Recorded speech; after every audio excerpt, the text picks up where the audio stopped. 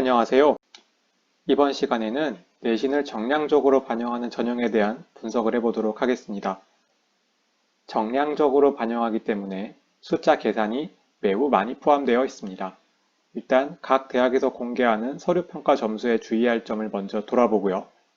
그 다음에 서류평가 반영 전형에서의 합산법, 논술점수 반영에서의 합산법을 알아보도록 하겠습니다. 이를 통해 내신이 불리한 학생은 내신 이외 영역에서 얼마나 만회해야 합격할 수 있는지에 대해서 알아보게 되겠습니다. 계산 전에 이것들을 주의하셨으면 좋겠습니다. 반영 교과를 먼저 확인해 주십시오. 지금 경희대 거를 가져왔는데요. 경희대 같은 경우는 인문자연은 국영수에 사회과학을 포함시키고 있고요. 예술체육과정은 국어와 영어만 반영하고 있습니다. 전교과를 반영한 학교가 있고 일부 교과를 반영한 학교가 있습니다. 전교과와 일부 교과에 따라서 내신 편차가 큰 학생들이 존재하기 때문에 본인에게 유리한 전형이 무엇인지를 꼭 따져보고 지원하셨으면 좋겠습니다. 반영 과목 개수도 마찬가지입니다. 전 과목을 다 반영하는 학교도 있지만 상위 10개 과목, 상위 5개 과목 이런 식으로 내신 산출하는 학교들이 있습니다. 마찬가지로 각 학교의 모집 요강을 잘 읽어보시고 선택하셔야겠습니다. 교과 영역 성적 반영에 있어 가중치가 적용되지 않는다고 써 있는데요. 적용한 학교들이 있습니다. 2대 4대 4로 적용한 학교들이 있고 3대 3대 4로 적용한 학교들이 있습니다. 지방에 있는 학교들은 3학년 성적을 반영하지 않는 경우도 있습니다. 혹은 1학년 성적을 아예 반영하지 않는 학교도 있고 자신이 가장 잘한 학년 한 학년만 반영한 학교도 있습니다. 모집 요강을 마찬가지로 잘 읽어보시고 자신에게 유리한 전형을 따져보셔야겠습니다. 이것들을 스스로 계산하는 건 아니고 대기업에서 배포하는 대입 상담 프로그램이 있는데요. 담임 선생님들께 다 배포가 되어 있습니다. 이것을 프로그램에서 다 산출을 해줍니다. 여러분 성적을 생기부에서 바로 연동이 돼서 들어가면 전부 산출을 해주기 때문에 담임 선생님이나 진학 상담 선생님께 도움을 요청하면 바로 받을 수 있습니다. 계산하기 전에 유의해야 할 사항은 한 가지가 더 있습니다. 이 전형은 네오 르네상스 전형에 대한 얘기인데요. 지금 아동가족학과, 지리학과, 한의학과 이 3개 학과를 보겠습니다. 서류 점수 결과가 아동가족학과가 가장 높고 지리학과가 2번째, 한의학과가 3번째입니다. 이를 통해서 한의학과 지원 학생들이 아동가족학과나 지리학과 학생들보다 서류평가가 좋지 않다고 볼 수 있을까요? 그렇지가 않습니다. 합격자는 석차순으로 선발하기 때문에 상대평가 결과가 나올 수 있습니다. 그렇기 때문에 한의학과 학생들이 지리학과 학생들보다 평가 점수가 좋지 않다. 이것은 잘못된 분석이라고 볼 수 있습니다. 마찬가지로 예를 들어서 의상학과와 주거환경학과가 있는데 서류 점수가 의상학과가 훨씬 높습니다. 이를 통해서 의상학과 점수가 주거환경학과 점수가 높기 때문에 학과를 틀어서 쓴다든지 이런 방식으로 하면은 곤란하다는 얘기입니다. 해당 모집 단위의 평가 점수가 낮은지는 절대적으로는 알 수가 없고 그 모집 집단 안에서만 알 수가 있겠습니다. 다음은 내신 정량 반영과 서류평가 반영 합산하는 전형에 대해서 알아보도록 하겠습니다. 저희가 경희대학교 홈페이지에서 합격자 결과를 가져왔는데요.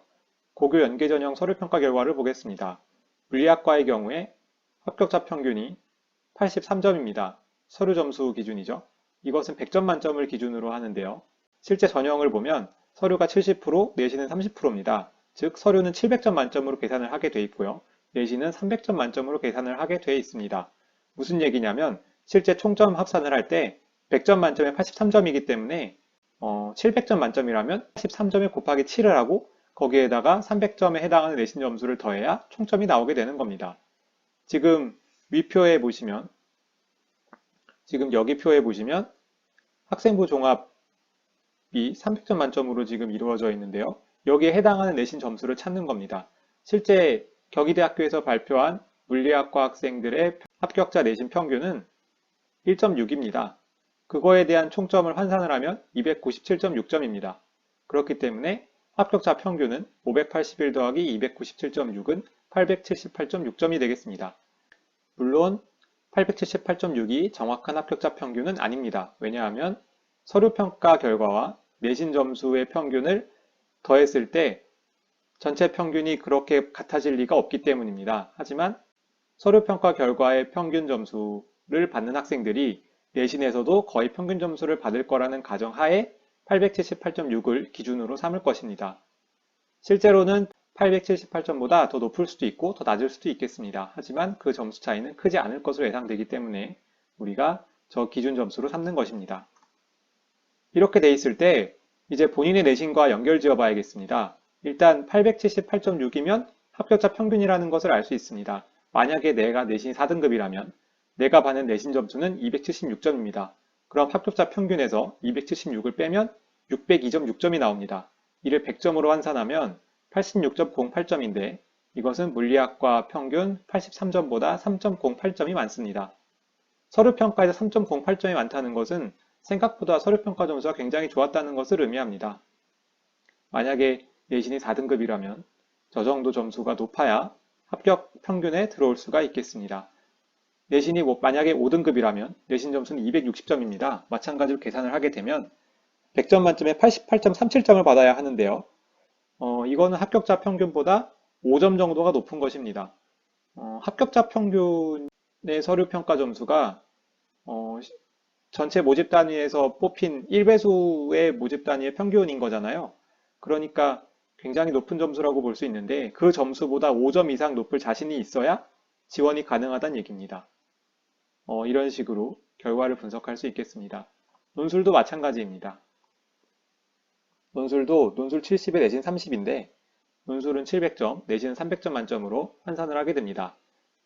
이번에 한의학과를 보겠습니다. 한의학과 합격자 논술 평균은 90.5점인데요.